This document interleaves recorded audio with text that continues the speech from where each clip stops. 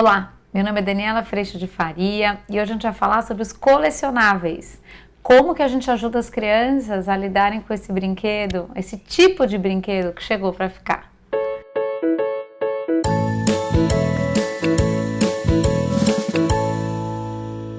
Oi gente, eu sou a Daniela Freixo de Faria e hoje eu vim aqui para a gente falar dos colecionáveis. Eu recebi muitas perguntas depois do vídeo das massinhas, desse brincar delicioso de massinhas que eu fiz com a Play-Doh, e muita gente me escreveu pedindo para eu fazer esse vídeo a respeito dos colecionáveis. O que são os colecionáveis? São todos aqueles brinquedos que as crianças são convidadas a entrar numa coleção. A gente antes tinha a coleção do álbum de figurinha, lembra quando a gente era criança?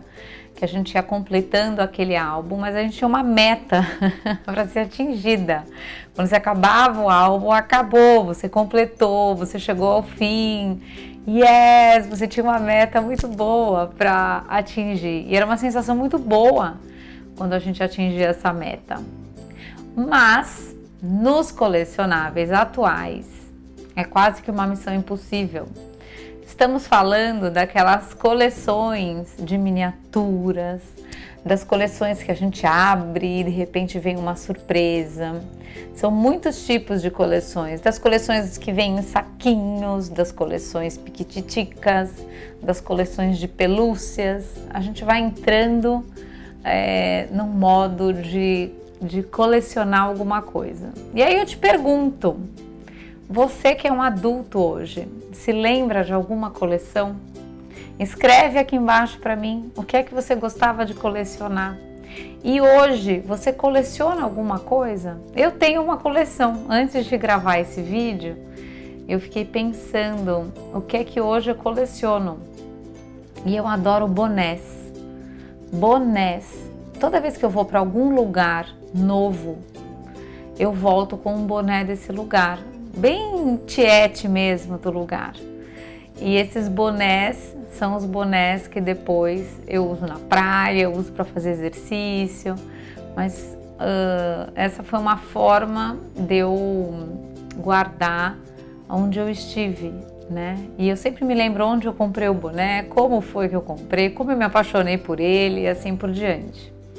A minha avó materna teve sempre uma coleção que eu, desde criança, fui apaixonada por ela. E essa era uma coleção que até hoje está na família e tenho certeza que os netos todos ficam de olho nessa coleção da vovó Lourdes. A minha avó colecionava colherinhas de café. E por onde ela viajou ou conheceu cidades novas, ela trazia uma colher de café daquela cidade ou daquele lugar.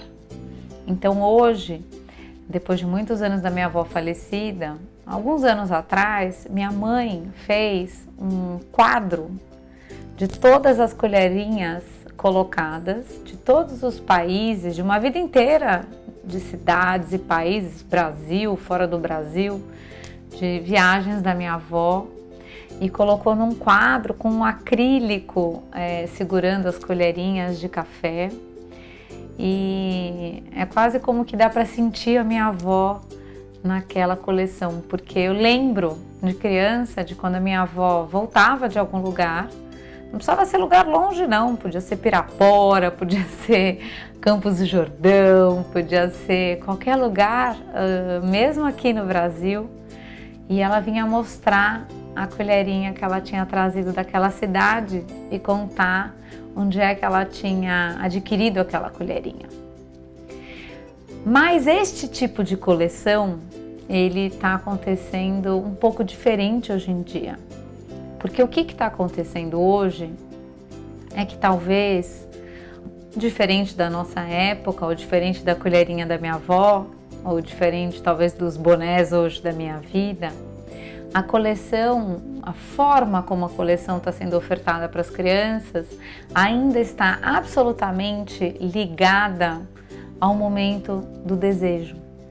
E a hora que a coleção entra na vida da criança ainda pelo momento do desejo, a gente não vê muito disso, dessa história para contar.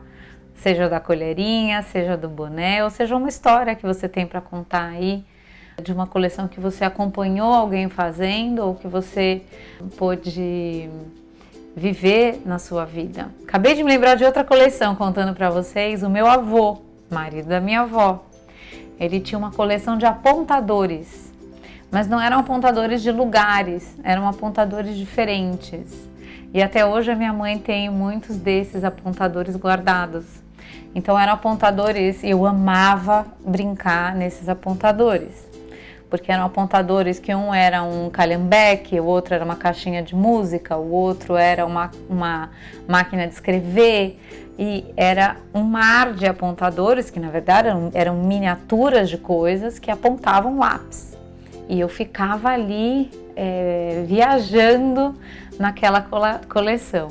Acabei de me lembrar de outra, a coleção da Dinda, que ficava num armário de cristal. A Dinda era uma tia-avó. E essa coleção, ela tinha muitas caixinhas e coisinhas de cristal em formatos de bichos e tudo mais. Se a gente for buscar aí na nossa história de criança, ou mesmo aí na casa de vocês, a minha mãe ama caixinhas, tem muitas caixinhas, mas cada um daqueles itens te conta uma história e pode te contar uma história. Esse é um tipo de colecionar objetos que faz com que este objeto te relembre de uma experiência que você viveu. Na verdade, ele entra para uma coleção quando um objeto é um tipo de objeto identificado, mas que esse mesmo tipo de objeto, por ter algo em comum, como os apontadores, ou as caixinhas, ou os bonés, ou as colherinhas, eu passo a dar um significado para esse objeto que, por esse objeto comum, ele me conta de uma experiência que eu tenho ao longo da minha vida. Mas o que está acontecendo hoje com as crianças é que o colecionável não está muito indo por esse ando. O colecionável não está andando muito por esse caminho. Ele está muito mais no mundo do desejo. E esse mundo do desejo, a gente trabalha demais no curso online. O www.educaçãoinfantilonline.com. Por que eu tenho insistido muito nisso? Porque é muito importante que a gente entenda onde as crianças estão e onde nós pais estamos, porque muitas vezes gerar esse desconforto de dizer não para um desejo pode ser algo tão grande para nós pais, a gente se sente tão desafiado, tão desconfortável ao fazer isso, que a gente acaba dizendo sim.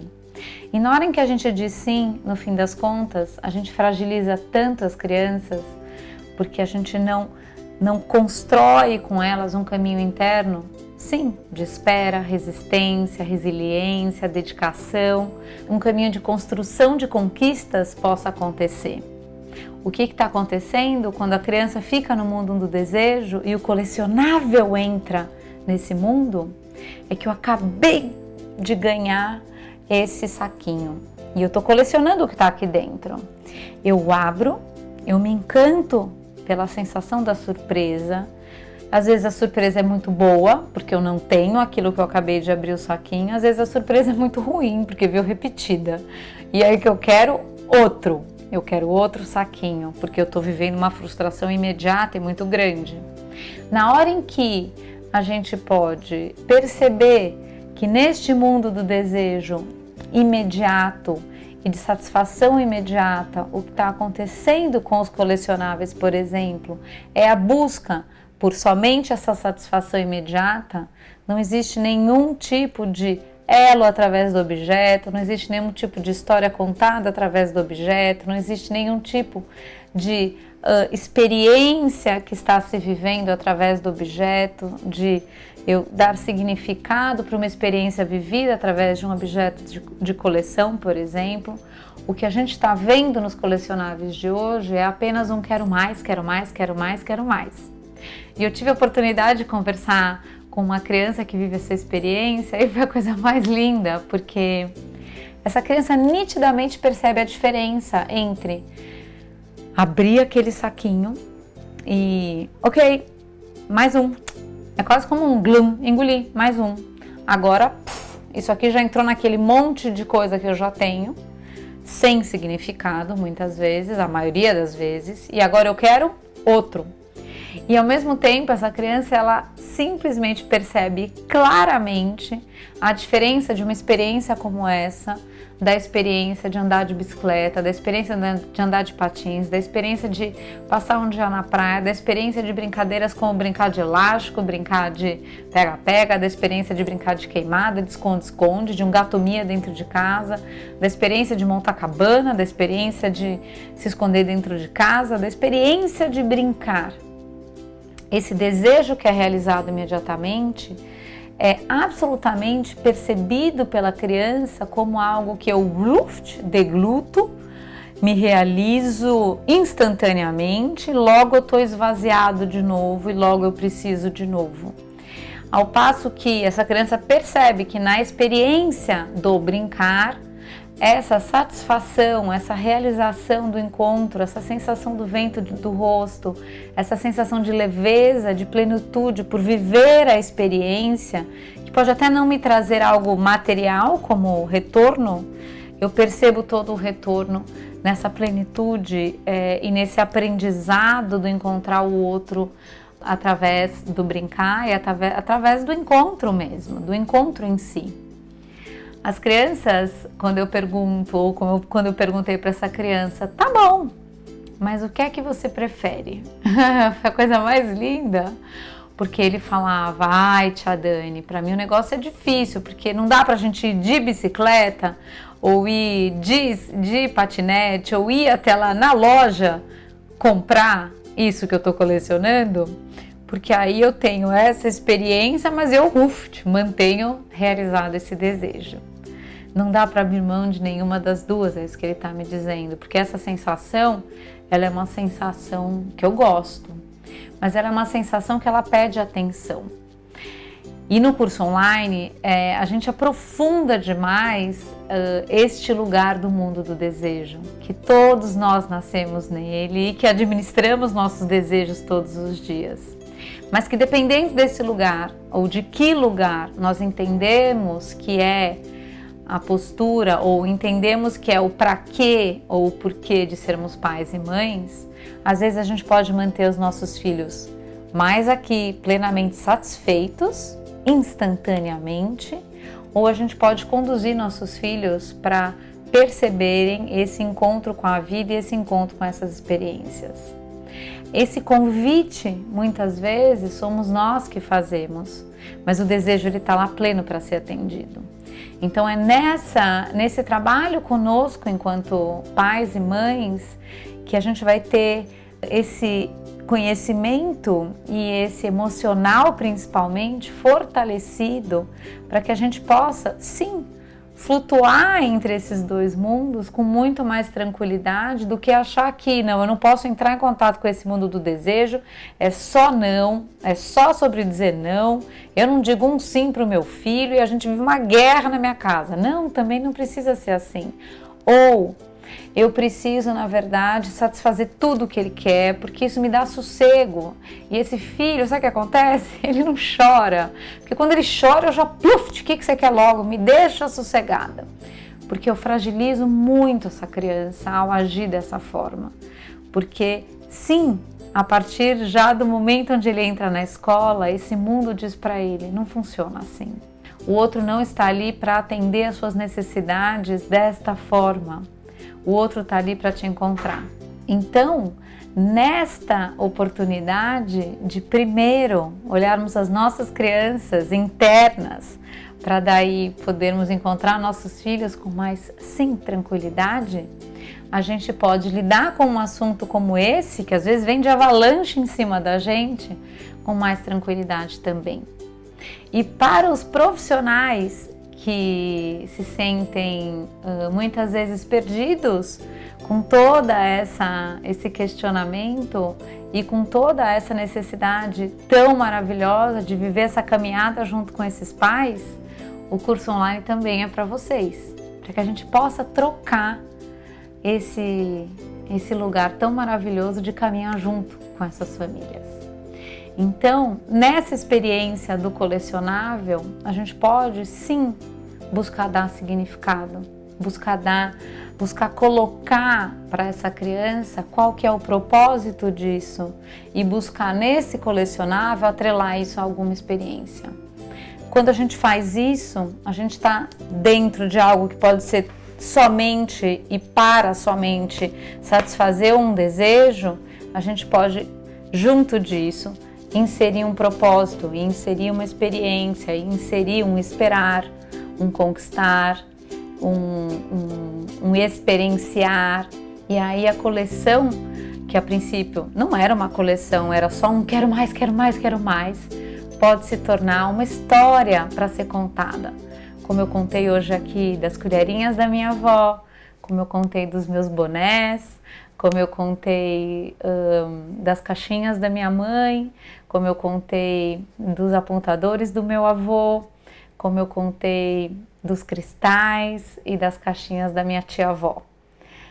Tudo isso, na verdade, passa a ser história materializada, passa a ser experiência concretizada. E a criança começa a perceber que aquela pedrinha que ela pegou naquele parque tem uma história para contar. Não porque a pedra conte uma história, mas porque ao olhar a pedra, ela se lembra de uma história, de uma experiência que ela viveu. E aí eu posso colecionar pedrinhas, por que não? Posso colecionar florzinhas, por que não? Posso colecionar galinhos, por que não? Aí a nossa casa vai virar um monte de coisa. Mas a construção desse colecionável, ele pode ser uma experiência fantástica. Vale a pena? Sim, desde que a gente esteja lá disposto para ajudar os nossos filhos a construir essa caminhada. E que a gente perceba que oportunidade que tem nessa caminhada, da gente se rever enquanto pais, da gente poder se olhar enquanto dificuldade de dizer não aos desejos das crianças, mas que também nos contam da dificuldade que a gente tem de dizer não para os nossos próprios desejos. É sempre uma oportunidade de se acolher, de se conhecer e de conhecer o outro. Mas principalmente de entrar em contato com o nosso amor por nós mesmos e pelo outro. O vídeo de hoje foi esse, eu espero que tenha trazido um pouquinho de aconchego para esse momento e que a gente possa, sim, usar dessa totalidade tão linda do brincar através dos brinquedos. Um beijo, a gente se vê. Tchau! Se você gostou, se inscreva no canal, compartilhe essa ideia e dê um like no vídeo. Mande sugestões, mande suas perguntas. Tchau, tchau!